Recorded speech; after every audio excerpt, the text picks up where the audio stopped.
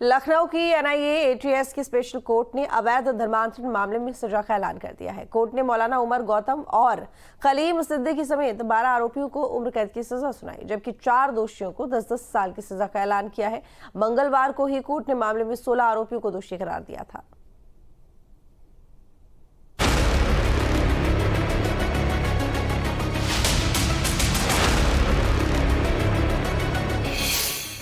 योगी सरकार में जाना डर, अगर धर्म बदला झूठ बोलकर, धर्मांतरण का बड़ा खेल, 12 को उम्र कैद, 4 को जेल। यूपी में अवैध धर्मांतरण की साजिश में सबसे बड़ा फैसला आ गया है।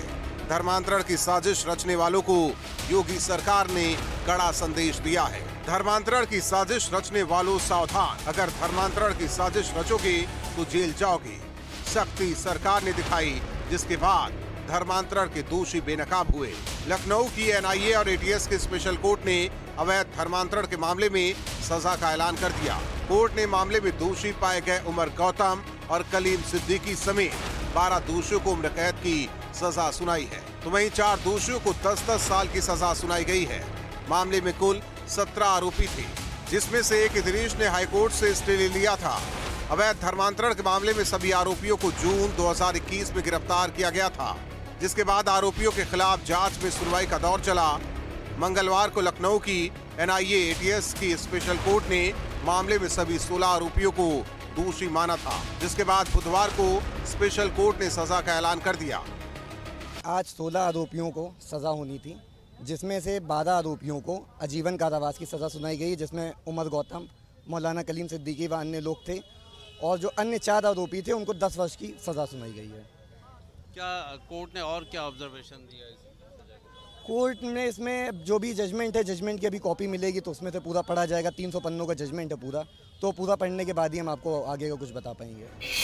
जिन दोषियों को सजा का ऐलान किया गया है उनमें मौलाना उमर गौतम, मौलाना कलीम सिद्दीकी, प्रकाश रामेश्वर कावड़े उर्फ आदम, कौशर आलम, भूपरी बंधु उर्फ अरसलान मुस्तफा, डॉक्टर फराज बाबुल्ला शाह, मुफ्ती काजी जहांगीर आलम कासमी, इरफान शेख उर्फ इरफान खान, राहुल भोला उर्फ राहुल अहमद, मन्नू यादव उर्फ अब्दुल मन्नान, सलाउद्दीन जैनुद्दीन शेख, अब्दुल्ला उमर, मोहम्मद सलीम, उड़ाल अशोक चौधरी, धीरज गोविंद राव जगताप और सरफराज अली जाफरी शामिल हैं। पूरे इस केस में ये सामने निकल के आया कि पूरा ये गिरोह काम कर रहा था, और इस गिरोह ने न सिर्फ अब तक 1000 से ज़्यादा लोगों को धर्मांतरण के इस जाल में फंसाया था, बल्कि विदेशों से भी फंड लेकर के लाया जाता था, और ये पूरा काम एक गैंग के मुताबिक एक साठगांठ की तरह हो रहा था। इन नामों पर भी गौर कीजिए, इनमें से ज्यादातर नाम हिंदू नामों से मिलते जुलते हैं। धर्मांतरण की साजिश का मुख्य सरगना उमर गौतम फतेहपुर का रहने वाला है। पहले उमर हिंदू था, 1984 में अपना धर्मांतरण कर मुसलमान बना, जिसके बाद उमर धर्मांतरण में सक्रिय हो गया। उमर पर करीब 1000 लोगों की धर्मांतरण कराने का आरोप है। धर्मांतरण के बाद वो युवकों की मुस्लिमों से शादी कराता था।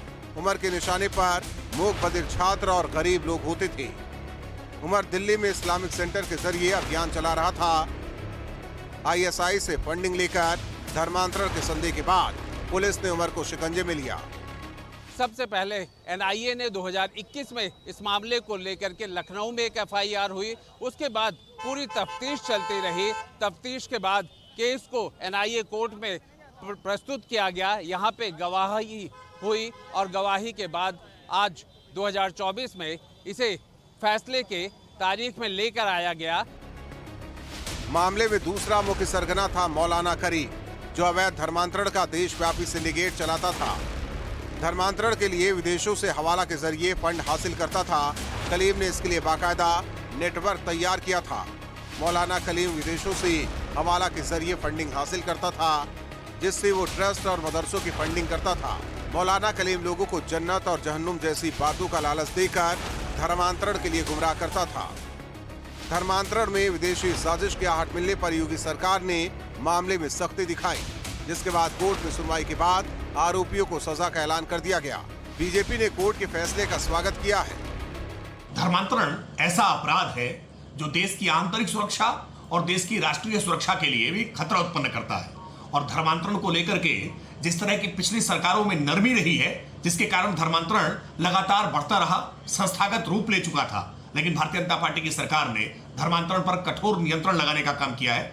ऑनरेबल कोर्ट ने आज जो फैसला किया है, इस फैसले से धर्मांतरण करने वाले गिरोह में निश्चित तौर पर अब डर बैठेगा और धर्मांतरण जैसे एक बड़ी समस्या से हम निजात की ओर आगे बढ़ पाएंगे। धर्मांतरण के खेल में साजिश का पर्दाफाश होने के बाद कोर्ट का ये फैसला धर्मांतरण की साजिश रचने वालों के लिए खतरे की घंटी से कम नहीं है। एनआईए की जो जांच है कहीं ना कहीं सही सटीक थी। ये अलग बात है कि दूसरा पक्ष अब क्या उच्च अदालत में जाता है, ये उसके ऊपर है। Team news state. यूपी में अवैध धर्मांतरण मामले में एनआईए कोर्ट ने 12 दोषियों को उम्र कैद की सजा सुनाई। 4 दोषियों को 10-10 साल की सजा दी गई। कोर्ट का फैसला सुनाते वक्त सभी दोषी कोर्ट में मौजूद थे। अवैध धर्मांतरण मामले में ये पहला केस है जिसमें एक साथ 16 लोगों को सजा दी गई है। देखिए इस मामले में यूपी के डीजीपी प्रशांत कुमार का क्या कुछ कहना है।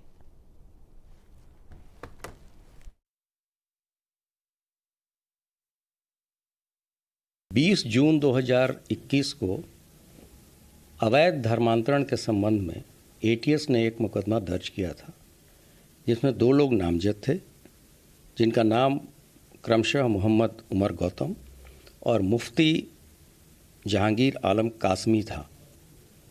ये लोग एक इस्लामिक दावा सेंटर नई दिल्ली में संचालित करते थे और इनके द्वारा कमज़ोर वर्ग के लोगों, दिव्यांगजनों तथा गरीब लोगों को प्रलोभन देके, पैसे की लालच देके एक अंतर्राज्यीय रैकेट चलाया जाता था कि अवैध धर्मांतरण के कार्यों में जो लोग लिप्त हैं उनके एक तो सबसे पहले इनके जो उद्देश्य थे उसका पर्दाफाश हुआ है तथा लोगों में भी इसकी चेतना आएगी कि इस तरह के गलत चीज़ों में ना पड़े। जी, ये बहुत ही लैंडमार्क जजमेंट है और ये दिखाता है कि उत्तर प्रदेश पुलिस ने जो कार्रवाई की थी वो पूरी तरीके से तथ्यों के आधार पे तथा एविडेंस के आधार पे बेस्ड थी। लखनऊ से बड़ी खबर है जहां पर